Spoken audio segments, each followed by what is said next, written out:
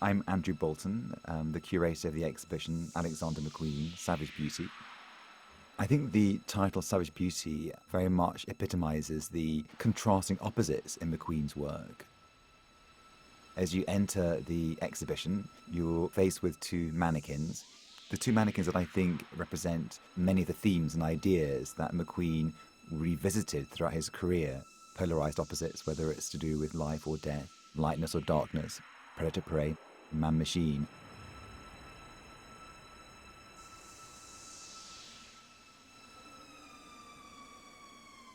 The first gallery you enter is called The Romantic Mind, which is made out of concrete. In a way, reflects the rawness of some of the clothes you see in the particular space, inspired by McQueen's first atelier in Hoxton Square, where McQueen established his house.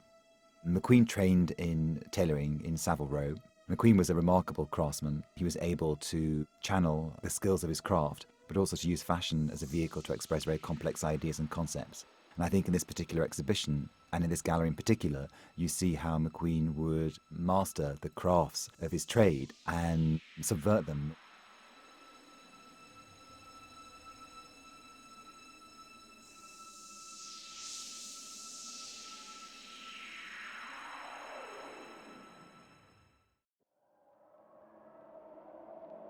The surface treatment in Romantic Gothic is primarily aged mirrors, the material that evokes the idea of Edgar Allan Poe's The Fall of the House of Usher.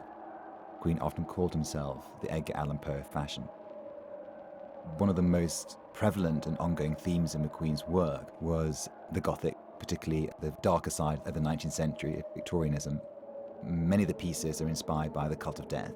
And it's also people with characters associated with the literary concept of the Gothic, like vampires, highwaymen, anti-heroes or Byronic heroes.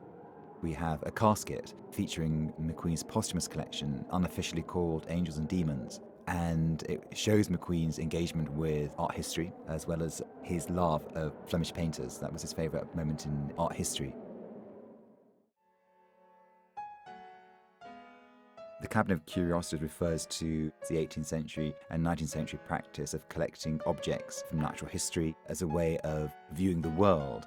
This room, in a way, is the heart and soul of the exhibition in terms of the fact that you see the breadth of McQueen's imagination in the pieces on display and the objects that inspired him, nature, primitivism. All the major themes you'll confront throughout the exhibition are very much present in this particular gallery. You'll also see 10 iconic moments from his runway shows.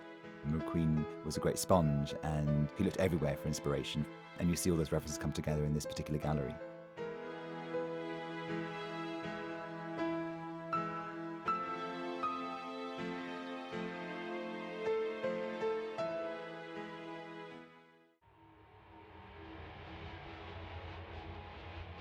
In Romantic nationalism, the surface treatment is marquetry that is designed to reflect McQueen tartan. McQueen was an incredible storyteller, and most of his collections are narrative-based. In this particular case, it shows his great pride in his Scottish heritage and also his great love of British history. So, in a way, there's a face-off between the Scots and the Brits.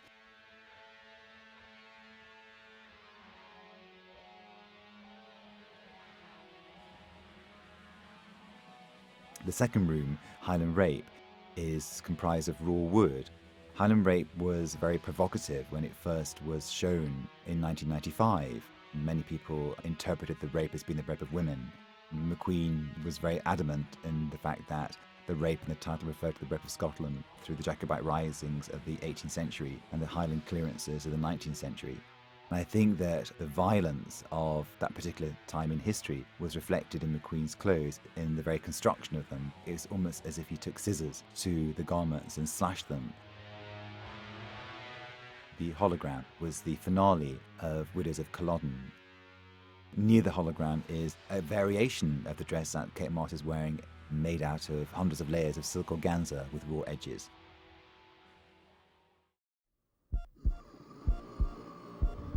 In Romantic Exoticism, we wanted very much to give the idea of a music box.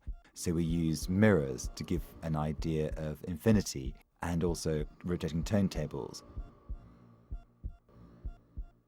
McQueen often looked for inspiration not only in the distant past, but also in other cultures, particularly China and Japan.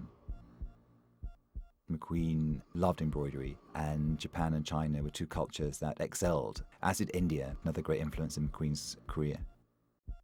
Voss is a collection that featured exoticized garments very heavily. You see two examples here in patchwork that gives the impression of chrysanthemums, a flower associated with the East, particularly Japan. Voss was a collection staged with a box within a box with a two-way mirror. The finale of the collection was a small box within the larger box with the walls crashing down, revealing a naked lady with moths fluttering around her, inspired by a photograph by Joel Peter Whitkins entitled Sanitarium. In romantic primitivism, the surface treatment is a rusty metal that's meant to evoke a sunken ship.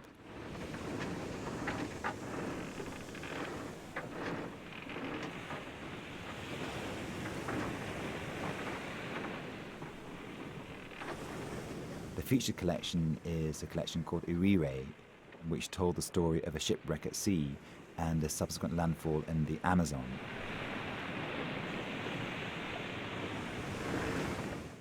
And the video you see suspended above the gallery functioned as a backdrop to McQueen's collection and was a film shot by John Maybury. Featured very heavily in this particular gallery are contrasting opposites such as predator-prey or primitive and civilized.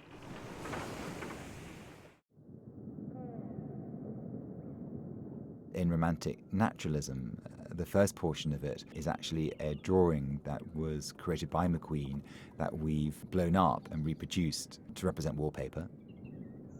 Nature was probably one of the most prominent themes throughout his career. McQueen loved nature, loved the natural world, and often looked to the natural world for the raw materials of his clothes.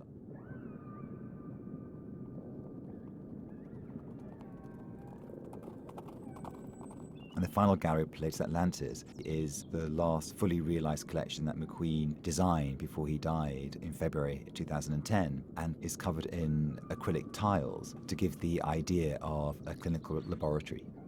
And to me, it was a collection that in a way summarized all the major themes throughout McQueen's career, the contrasting opposites of man-machine, nature and technology.